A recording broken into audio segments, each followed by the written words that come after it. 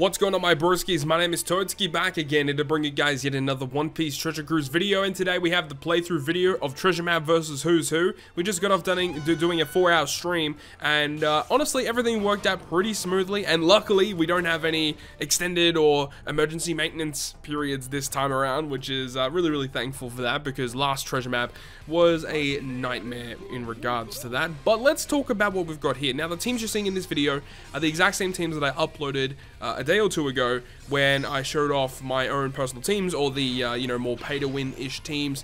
That's what you guys are seeing here. And of course, we have Jinbei, we do have the Sanji, and I actually did end up doing 2 more multis on part 1 because, you know, 2 more multis and it was a new character step. We ended up getting the Chopper finally, so that means we actually do have maximum boost against the Who's Who in the Black Maria fights in this treasure map. So Who's Who is actually pretty interesting in the fact that from all reports, it does appear to be that Who's Who might be one of the most difficult bosses in treasure map history, just in terms of the amount of HP that he has. Because this time around, both stage 2 and stage 3 actually start at a higher HP threshold, and because with each navigation level that you go on throughout the treasure map, they gain a percentage of their health to the unit in the next run. And because it is exponential growth, starting at a higher HP threshold means that the boss's HP is going to scale much faster. So honestly, I don't understand why they decided to go down that route, but I think that a lot of people may have a lot of issues with this treasure map just due to the fact that the boss's HP is going to be so significant. So I wanted to point that out to you guys, just in case if you find yourself in a bit of a weird situation where you're not outputting enough damage, that may be the reason why.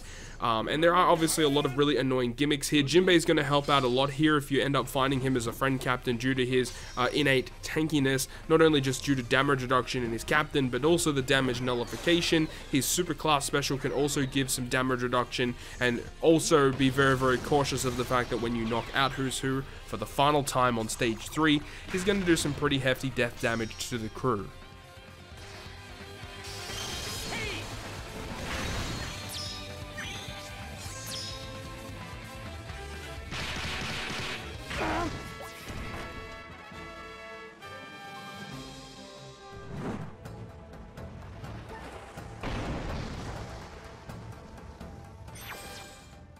Moving on now to the first Battle Rush boss we have is going to be versus Drake. Now, Drake actually is a pretty interesting boss, the fact that, you know, he's the first boss in the Battle Rush, so typically is pretty easy.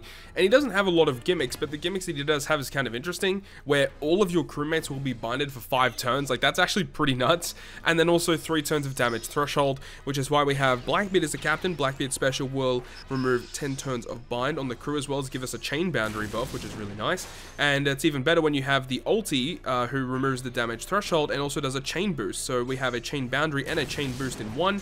Also, Blackbeard's super class special will give our powerhouse characters an attack boost, as well as changing type slots into tandem. And the main damage dealer here is going to be the free-to-play Jinbei. We can also activate the Jinbei special if we need to, which will provide some color affinity boost as well. So ultimately, in terms of damage, I don't really think this is going to require any changes. And of course, we've got treasure map Zoro to kind of wave clear the first 2 stages a lot quicker, just so that we can get through it as fast as we can.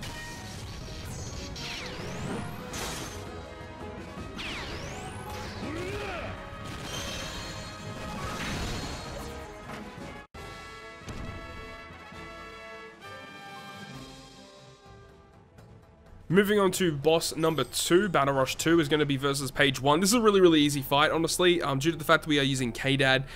K-Dad makes things very simple, as the super class special we can use on both K-Dads to wave clear the first 2 stages, and by doing that, it also will give the top and bottom row slots of ours into Wano, so that when we reach the final stage, we don't even have to worry about the badly matching slots that we are given, because we have Wano slots, so the enemy cannot change them around. Additionally, we're also inflicted with like 5 turns of attack down, but with K-Dad's captain, he does resist 10 turns of attack down, so we don't even have to worry about that either. So when we reach the last stage, all we have to do is activate damage boosting effects, whether it be from K-Dad to give us a huge attack boost. We have Zoro for his chain shenanigans, and then of course we have the Kara and Wanda, which can provide an orb boost. We do also have Odin support for color affinity for slashes, definitely not required, but you know, you might as well do it because you get some additional damage, and it's definitely going to help out later on.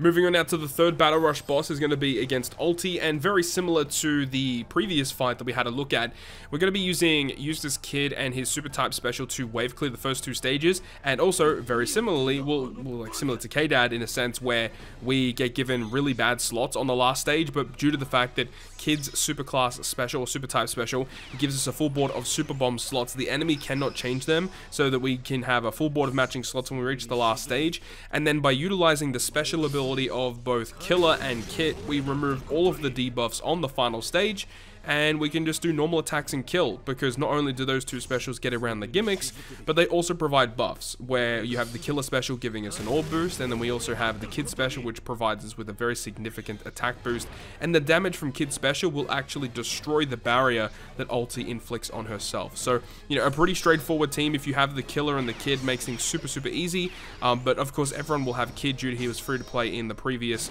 High Rumble season, so you'd have to replace Kid with someone that can get rid of the defense, and also getting around that resilience may be an issue without that Killer.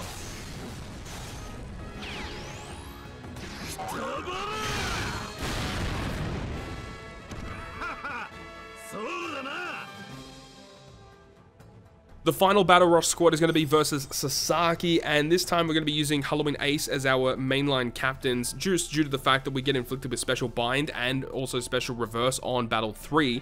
So by having him as our captain, we just don't have to worry about it at all, which makes things very simple. So the only thing we have to deal with is block slots and attack down, and Chopper can just do that by himself with the help of the support Brule to get around the block slots on the final stage. And then in terms of damage potential, you're not allowed to use a color affinity boost on the final stage, because Sasaki does react to that. So instead we're going to be using the Nami, the Tal Nami support for a 1.3 color affinity, and then we also have the Otama for an orb boost, and of course Ace's wonderful attack boost with his special ability. So this goes through pretty comfortably, and of course we do have Arena Caesar to wave clear the first 2 stages to get through just a little quicker. Yes, you can definitely use Ace's special for the wave clear if you wanted, but I do like to keep an Ace special for the last stage just due to his attack boost being more significant than anything else that we can really apply on this team in the first place. So pretty fun team, and it's always a pleasure to use Halloween Ace.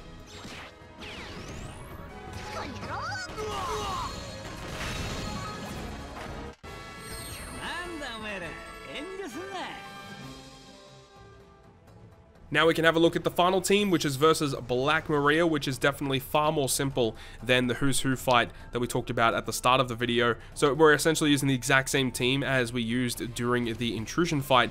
So one major difference that makes this fight a lot easier is that the free-to-play Big Mom treasure map character, as well as the free-to-play Sasaki, those 2 characters combined will deal with stage 2 of the Black Maria fight very comfortably, getting around the block slots, getting around the Rainbow Shield, also giving us a chain lock, and then Sasaki for his double special activation, getting around the Despair. I think, no, Despair is during the Intrusion fight, but you get around the attack down, I think, yeah, I think it's the attack down, yeah, attack down and the Despair, that's right.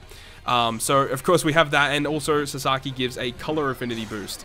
So on this stage we'll have color affinity and a chain lock, and ultimately that should be enough to get through it, and then when we can get to the last stage we basically launch everything else. So we've got the Sanji, which gives us an orb boost and a color affinity boost. We can use both Jinbei specials for chain boundary and attack boost, and of course Chopper gives us some more lovely utility. So that is pretty much going to wrap it up in terms of the video and in terms of what teams I am using in this treasure map. I am aiming to do quite a few nav levels this time around, at least a lot more than last month, that is for damn sure. I definitely want to pick up some more limit break materials. I want some more treasure map tickets. Due to the fact that Chopper is going to be super evolving, I want to make sure that I can potentially get him to limit break expansion. It is really dependent on what kind of buffs he receives from that expansion with the super evolution intact. So that's obviously going to be a big thing, and I definitely want to go ahead and do that because I'd love to showcase it for you guys. But with all that being said, that is pretty much going to wrap it up from me. Good luck with your treasure map farm, and hopefully you get some really cool stuff from your treasure map tickets. Hopefully you guys enjoyed it. If you guys did enjoy the video, make sure to go ahead and leave a like, and if you want to stay up to date with all the content I post, including more One Piece Treasure Cruise content, make sure to hit the subscribe button down below. I'm that, guys. I'll see you guys within the next video.